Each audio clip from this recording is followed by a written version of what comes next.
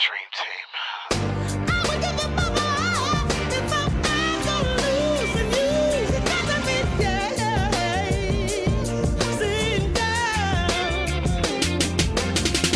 know, I got caught up in music just by being around it through him, and then my mother, she played a little bit on the piano, and my whole family, you know, basically my whole family, everybody plays an instrument in my family. So, you know, naturally I got it natural, you know what I'm saying, whether I wanted it or not, but it was just on and popping ever since I was a little young lad.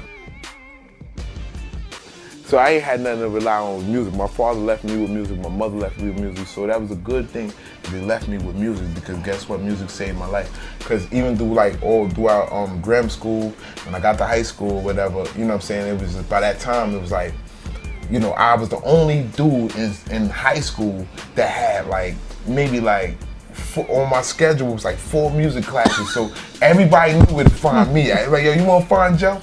He in the music class, where they could be sitting on the piano, and back then I didn't even play piano. I only played a little bit, but my main instrument was drums. I love the drums or whatever.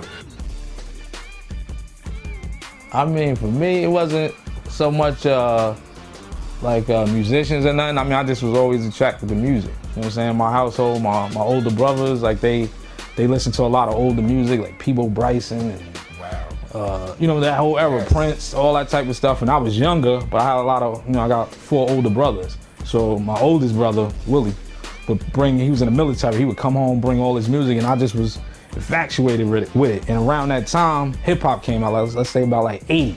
So once hip hop came, I was like, I liked the stuff about the older music, but I didn't like all the weird get-ups and outfits and all that crazy stuff. You know what I mean? And when I saw hip hop, it was kind of seemed more like I could relate to that a little bit more in terms of how they looked and how they came across.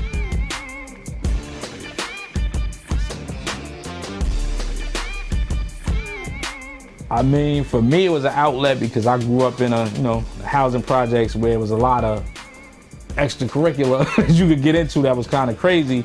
And I mean, just coming up, like I said, being attracted to the whole hip hop thing, the whole hip hop culture, you know, but then also you had people that was rapping and DJing, and they were getting attention. So I kind of followed that path, you know what I mean? And just kept a level head with that and pursued it, and, you know, kept constantly just going on with that. And that was like my outlet. I mean, I did it so much that all of the other things that I feel like, you know, other people might have wanted to play basketball or wanted to be nurses or lawyers or doctors. I was in school, I rapped literally through high school. I was in the 8th grade rapping, battling people, went through the whole entire high school battling. Anybody went to school, I went to school with Akon, a lot of different people, and they know, they can tell you, I never go to class.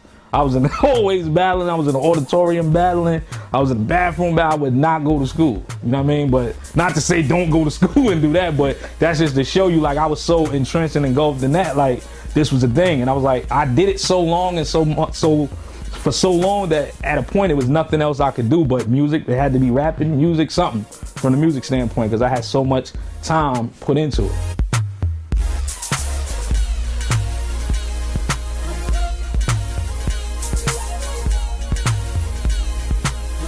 It gets deep. Yeah. I have a cousin, which is a mutual friend, you know what I'm saying, of ours, whatever. He's telling me every day, yo, you should link up with Chopper. And I'm hearing about Chop through everybody in the city, you get what I'm saying? So he coming to me every day, but little do I know, he was coming to him too, you know what I'm saying? Yo, my cousin is the truth, you need him. Y'all need to get together. And at the time, we were both still doing music, but doing it with 2 separate, you know, situations. You know what I mean? So at the time we kind of just formed a clique of producers, which is where we, you know, derived the name of the Dream Team with 2 other people, and basically we all just formed under, you know what I'm saying, one umbrella and started working together, you know what I mean, collectively. And that was kind of it, just different producers from all over the city. We just kind of got together, 4 dudes got together. We all had the same common cause and common goal. Instead of everybody running around individually trying to do it, we just kind of envisioned and everybody did something different. You know what I'm saying? At the time, he was 100% just R&B. I was more traditional hip hop, boom bap. We had another kid, Militime. He was more radio kind of popish hip hop, and then you had Sha. Sha was more gritty, you know what I'm saying, more, you know what I'm saying, like a RZA type, you know what I'm saying, producer. Right. So putting all of those entities together and sounds together was like, yo, we could take on any project, we could do anything. You know what I'm saying? You wouldn't have to go to nobody else. You know what I mean? And that's kind of was the, you know, the goal of what we set out to do.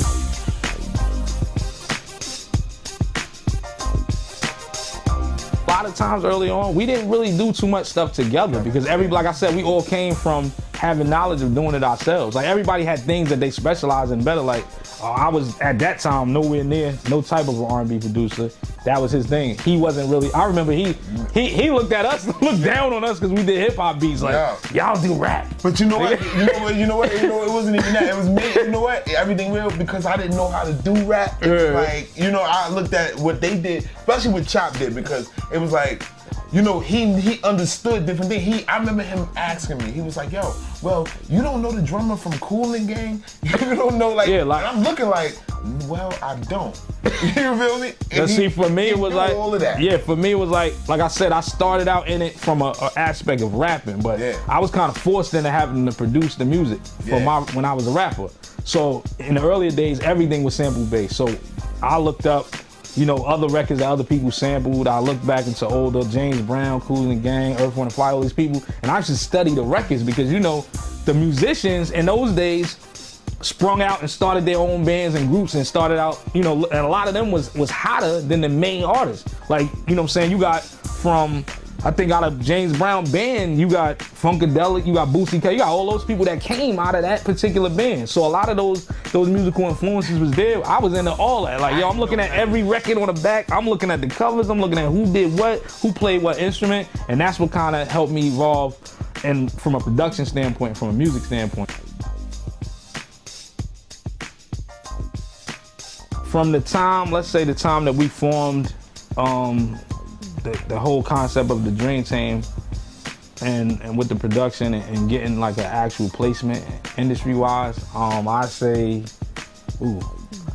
time frame, it wasn't really that long. It was a struggle. It fast. Yeah, it kind of happened fast as far as us getting together. We all have our own personal long story struggles, but as a collective unit, I said we got together in 98. It was probably 99, the first break. You know what I mean? And I mean, we had put in, basically I felt like we had put in enough local groundwork as a unit to get the name up where everybody knew us and knew what we was doing and what we was trying to do, that we just branched out. You know what I'm saying? And we reached out to some people in New York, and from there things just kind of, you know, took a life of its own.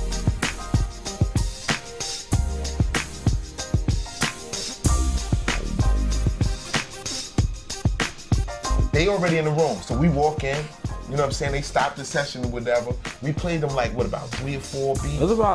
It was, I remember it like it was yesterday. We had a CD with 21 beats on it. Yeah. And when you put the CD in the changer and the IDs, it says how many beats in it. The first thing they said was like, yo, y'all got 21 beats on the CD. Like it was at a time period where they were more corporate. They wasn't really producing no more. So they was like, man, we ain't had a beat CD with 21 beats and I don't know how long. Yeah. You know what I mean? So that was the first thing. I always remembered that. And then they played maybe, I say the first 3 or 4 beats and just stopped the CD like, yo, we want to do a deal. We want to do something right there. I couldn't believe it, man. I was like, yo. Yeah, it was like, it was a situation like I felt like that's what kind of just let us see that how the game really works. It wasn't necessarily about how talented you are all the time, but the grind and who you know and who knows you, because we were trying to get to them, like I say with maybe when we was messing with Don on them. We was trying to get to them about maybe a month or so before that, and the meetings kept getting canceled just based on the person that was trying to bring us through. We meet up with these people, they get us in a meeting instantaneously and get a response that fast. So it was more so we had the talent, but obviously the relationship that was there, kind of mended that and made that happen the way that it did.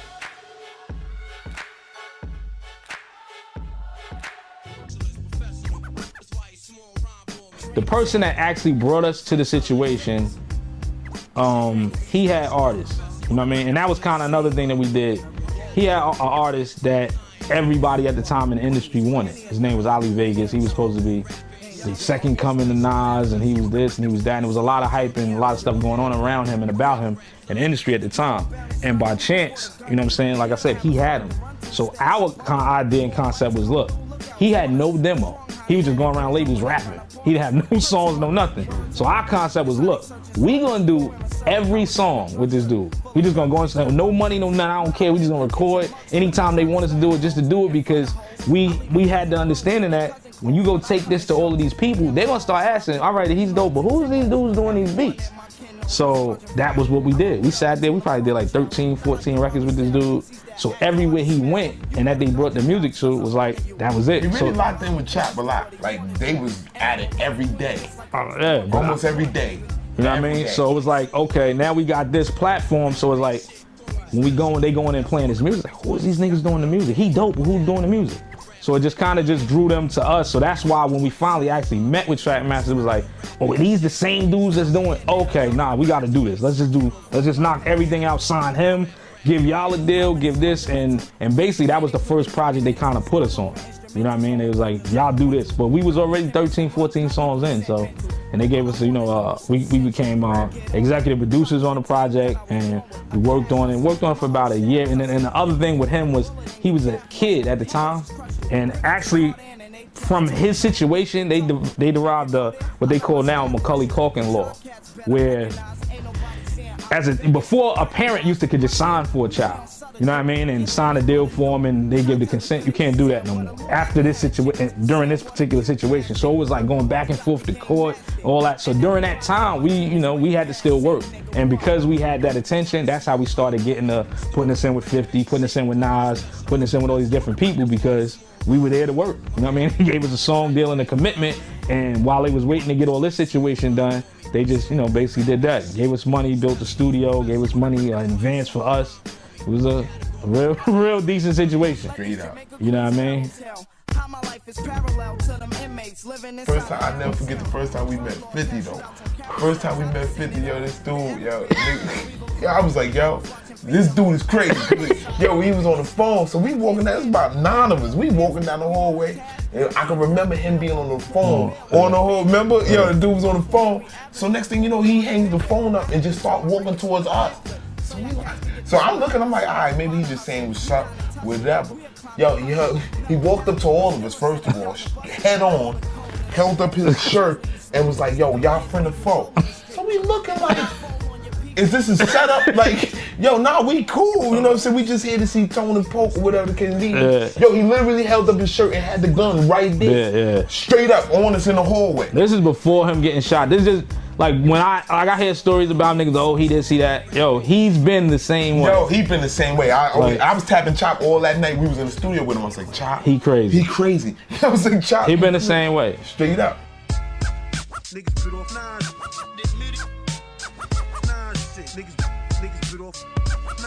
They kept coming in like, yo, this record hot, what's up with the son?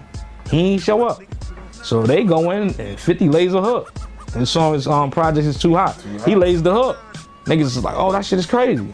Nature come in, like, yo, let me get on that. He get on the hook, he does it, and then and they jump in, they do their parts or whatever, and now the record is done. They send the record to Nas, and now he wants to come. Oh, I want to do it now because they just, they killed him. A lot of people don't know at the time 50 was running with Nas and them. Like, he used to live with him and everything, in his house in Long Island. Like when they was doing the whole QB thing, all that, 50 was a part of their situation. So later on they winded up having beef, but in the earlier stages, he was a part of what he was doing. This was like 99, 2000, and he was a part of that movement or whatever. And so they was always around the studios and different stuff. That record came out of that, and that's how we forged those relationships, because we was always around these people. You know what I'm saying, on a constant basis. We never hit rock, cause then we gonna run up in your spot. Scream to get the fuck on the floor. Okay, now the other thing about that record, when he finally does lay his verse, he lays his verse on that record we was talking about, the Too Hot, and he disses our artist, Ali Vegas. Yeah, so he says a line in there dissing Ali, because when, like I told you earlier, Ali, they were trying to make him the next Nas. This is Nas on the ass end, before the Jay-Z battle, before that. So Nas was kind of dying down. So they felt like they had a new version of Nas with him. And somewhere along the lines, it became, Nas took it personal, he had an issue. So I just felt it was weird for you to jump on I know why he did it, because Ali did a record with one of his producers, and some kind of, you can kind of feel like he took a shot at Nas. So Nas gets on the record with a record we produced for him and took a shot back at him. So that was it. Then it was like, okay, we're gonna put this record out, we're gonna go with it. We like, all right, cool. He falls out with Nature, and the record never hits the light of day. Instead of just taking Nature off and putting it out with him and 50, he just never did it. So 50 and them took the record and ran with it and started. That's how it even got out. You know what I'm saying? He took the record and put it out. Shout out to him and Shout Money. They took it and put it out and got us some light off of that. And that was it.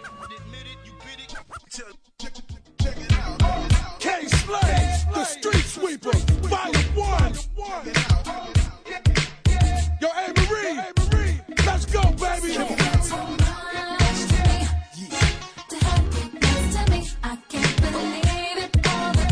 It was a K-Slay record for...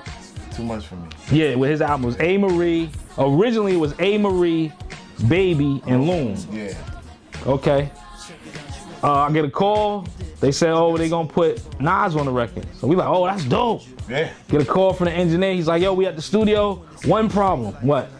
Nas doesn't want Loon on the record. Yo, we like, oh my God. Mind you, this is not even Nas' song. This is K-Slay's song.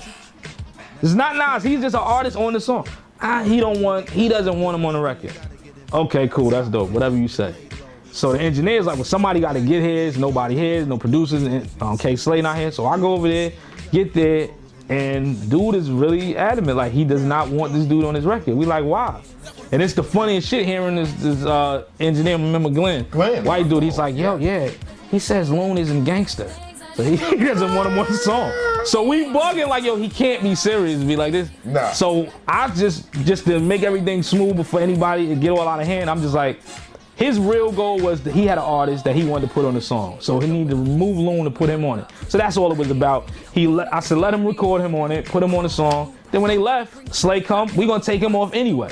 So they put him on, boom, get there, Slay comes, he flipping. What? This is my record, who is this dude? Everybody's mad. Everybody losing it. So it was like, Everybody. Because Slay and Loon had a relationship, they from the same area, they from Harlem, they from the same, like damn near the same block.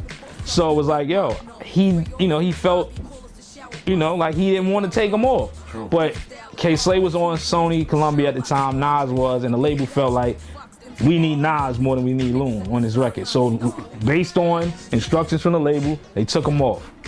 You know what I mean? So now it's missing a slot. Who he used to fill his slot? So I think they said Luda at first. But Luda and Nas had just did they shooting remix, so niggas was like, nah. So at the time, our manager at the time said he'd get Foxy on it. So he put Foxy Brown on the record. They tell Nas, this is a single. They shooting a video. They know everything before this even happened. They call Nas. Baby was on that record. Baby was on it. Yeah, I said Baby. Yeah. Calls Nas and tells Nas Foxy Brown's gonna be in it because they had their attention. Foxy Brown's gonna be in this record. He like, cool, no problem. 2 weeks before it's time to shoot the video, what Nas said? He ain't doing the video. Why? Yo, because Foxy on the record. Yo, I'm like, yo, come on, man, it's always something. Yo. So this is a single. This is our one of a good look for us. We got Amerie, Baby on the record at the time. They shooting the video. Is popping. We like, yo, we in. Like, yo, this is it, baby. Yeah, we about to get another one. We about to jump off.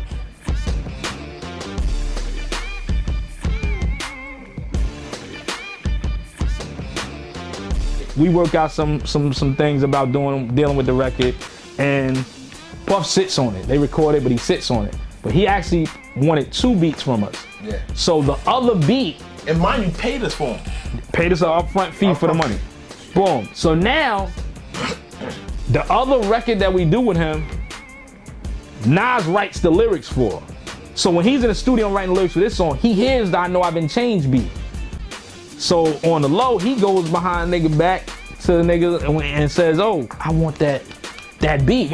Time went by. But Nas is like, yo, remember that other beat that y'all did that niggas had for that? I want that. What Puff doing with that? So we don't know. So he's like, look, we'll give you X amount of dollars for it and pay Puff back if y'all get the beat back from him. Now this Puff, how you gonna tell Puff, even if he using it, ain't using it, how you say, yo, you remember that beat? Give me that back, homeboy, give me that back and let me get this boy. So he didn't want it, but the thing was, Nas wanted it for a record with him and Jay-Z. This is the first Nas Jay-Z record ever gonna exist. Yes. So what you Oh, yes. So we like, son, go. That's going. Puff gotta get the hell out of here. That's going. Real talk. Why you Puff wanted his money back though? What? He ain't kid. He wasn't trying to hear that. So niggas was like, all right, cool. So the niggas, Nas and them, they reach out And I remember there was like some secret agent shit, because I think this is before Nas even came out at the Garden with Jay-Z. So nobody even knew that they was working on this deal, no nothing. We knew because of, you know, what was going on with them buying this music. And you know I was hurt. Shop called me. Hold on, we gonna get to that. Okay. So, boom.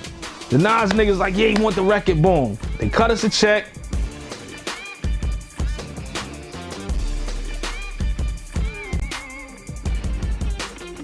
They tell us, oh, you gotta bring the CD. You couldn't even email the beat to the label. You gotta go bring the CD to Jay-Z's office. So we go take the CD to Jay-Z's office. Bang. Okay, about 2 weeks in. Okay, what's going on with this record? What's going on? We popping. Niggas offering us publishing deals, all types of shit behind this one record. And I'm in. Swear to God, we ain't never heard the record. It's recorded, but we've never heard it to this day. They boom. did the record. Did it everything. It's called I Know I've Been Changed. So we like, oh, damn. Boom. Then one day. No, wait, no, I was sitting in the pizza park. You was like, you called me. I never forget, I was in Bayonne. You said, yo, it's a go. I was in the pizza park. I ordered like 3 more slices. Straight up. It's a party, baby. You want a slice? You want a slice? It's going down. Yeah, because we offer this, I'm like I said, they offered us a pub deal, everything. So we like, we good. Money, we're in the money. So I said about 2 months in, it's right before the holidays of Christmas time. I remember the years 05, right before 06 coming in. And no, it's 06 getting ready to come into 07. So I tell him, check this out, what's going on? So I get a call from an engineer, and he's like, yo, did y'all on the Nas album? Like, I'm working on this Nas album. I didn't hear none of the music that I heard y'all was doing something. I said, yeah, we got the record with Nas and Jay-Z. So he's like, you sure? I'm like, yeah, nigga, they recorded it. I got the paperwork, everything for it. Yeah, all right, check this out. LES did the beat for Jay-Z and Nas record. I'm like, are you? So I'm thinking maybe they trying to jack us for the credit. So call back over, speak to my manager. He calls over there, he finds out. Nas is in the studio recording, what's the name of that song? Black Republican, I think. They're in the studio, he's recording his verse. Jay-Z walks in and hears it. Oh, I gotta get on this. Goes in the booth, lays his verse. They do that song. But ours was hot. Yeah, I mean, I don't know what they said on it, but I know our beat was hotter. But definitely. No disrespect to LES, that's my man. But you fuck up my check. He was trying to do a song with him and Will Smith called After School, and he went in the studio. We did it was called something else at first. I think Jawan's song on the hook. It was something else originally. He did it, and that was the thing. He was kind of open to, like, you know, he's LL Cool J, open to multi-platinum selling artist, and he cared about our opinion. We hadn't had no hits, no nothing at this time. We just had good music. But we went in the studio, and it was like he let us do us. He asked for our opinion. He asked for our direction. It wasn't like I'm gonna go do this and y'all sit y'all asses here. You know what I mean? It was never that. It was always just. Man, it was cool. Like, you know what I'm saying? Crazy story was we got to the studio, we wound up, it didn't happen with Will Smith, it wound up being Puffy. So what wound up happening was we got to the studio one day before all of them, and he called up and was like, yo, y'all there? We like, yeah. He's like, okay, well, I need to let y'all know something first. So we like, what? Yo, when Puff get there, when your man Puff get there, don't let your butt get all moist. I'm like, yo, what the fuck is you talking about? Like, what does that mean? First of all, like, you know, basically like, yo, don't get up there and be on this nigga dick when he come, cause this our shit. And that was the whole thing. He embraced us. It wasn't a LL Cool J. It was we the Dream Team, you LL. It was ours. All of this shit we doing is ours. Don't let this nigga come in there, touch no buttons. Don't let this nigga tell you what to do, no nothing. And the thing of it, so I'm already thinking he gonna come in with that shit. Yeah. But another dude, he came in at the level he at, had the utmost respect, never did nothing crazy, never said nothing crazy. Before he ever touched a button, the funny thing, we in his studio. Everything about it was his. Fuck all that, nigga. It's Puff. Come on, man. Puff. Come on, man. Yo, the dude, before he ever touched anything in the studio, he asked us first. And I'm looking at him like he crazy. Like, exactly, like, you crazy. And the nigga turned to me and was like, what you think about? I'm looking at this nigga like, nigga, what you think? It ain't what I think, nigga, you Puff. It ain't what I think, it's what you think.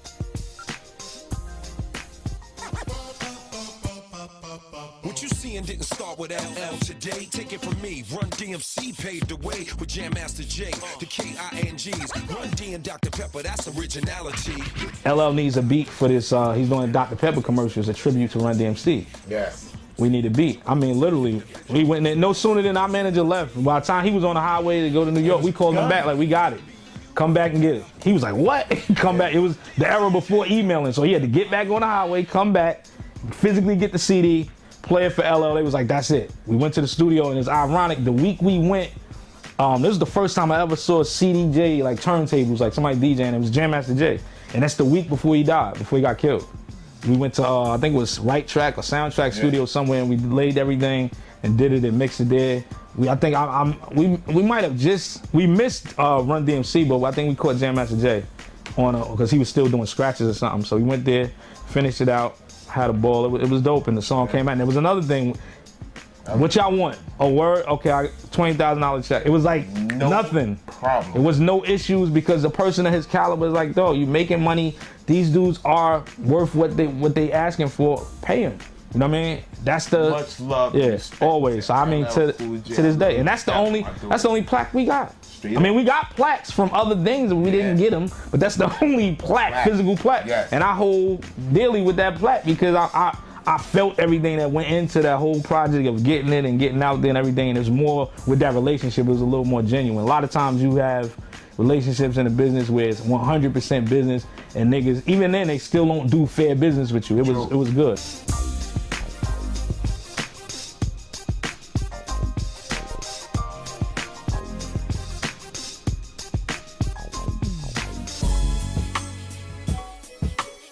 Nas publishing situation, Jay-Z record, that was the breaking point for me. And I was trying to explain to Joe at that time, like, we were, first of all, like I said, we started out as 4 of us. We had already went through a transition where it broke down to just me and Joe. Yeah. You know what I'm saying? So once we got to that point, we were still grinding, doing whatever, but I just got frustrated with the whole way the game was being. It was more of the game than business. You know what I'm saying? Just broken promises, people telling you this, people lying all the time. I just was like, I was kind of through with it. So, remember? Oh yeah, yeah, exactly. So I was kind of through with it, and we were still doing it, but my focus wasn't completely there because of what we went through. So I was like, I was doing other things, trying to make money, real estate, houses, different other stuff. So my mind wasn't there, and I was like, if I do it, I got to do it from somewhere else. I can't be in this, and it was just getting congested, the whole New York scene, the whole everything. So I was telling him, like, yo, I'm going to Atlanta. And I think they thought I was bugging. But I was like, yo, I'm out. Sure thought he was bugging. A nigga grew up in the city all his life, 30-something years. You moving to Atlanta and do what? You know what I'm saying? So that was kind of my idea, like, yo, I'm out. I'm going to Atlanta. And I really wasn't even pursuing the music when I left to go to Atlanta. It was just like, I'm out. And whatever happened, happened. He stopped with the music for a minute after that. And I was like, yo, all right. All right, what's up, y'all? Next thing you know. And it was like, yeah, we moved to Atlanta, and like Atlanta, it just switched. What was used to be in New York was now in Atlanta. So I moved right into it all over, and you still got that itch, so you're gonna do it. So it's like, always still had equipment, so we just kind of just got back to working and grinded from there. And it was just like starting over though.